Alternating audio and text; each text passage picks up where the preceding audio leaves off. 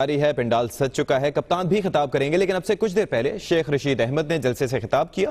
आपको दिखाते हैं। मेरे भाइयों,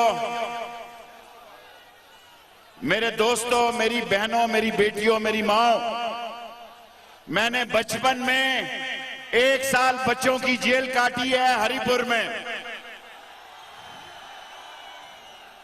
कोई जेब तराशी में नहीं काटी, मार्शल्ला में सजा हो गया था। और नवाज शरीफ ऐसी खूबसूरत जेल है, नवाज शरीफ साहब ऐसी खूबसूरत जेल है हरिपुर कि याद रखोगे कि शेख रशीद ने नेकी की थी। और आज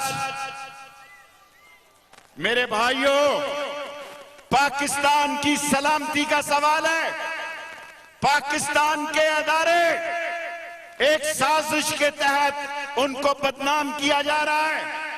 पाकिस्तान की अदलिया, मैंने एक बयान दिया था, मैं आज भी कायम हूं कि 2 में फेल है, 3 में कंपार्ट है। पप्पू तैयारी करो जेल की।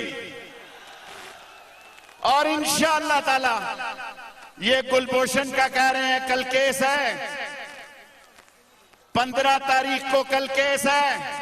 नवाज शरीफ साहब, पाकिस्तान के 60 आदमी हिंदुस्तान की जेल में जल रहे हैं, जिन पे 26 साल से झूठा इल्जाम है कि ये जासूसी कर रहे हैं। कोई सबूत नहीं है, लेकिन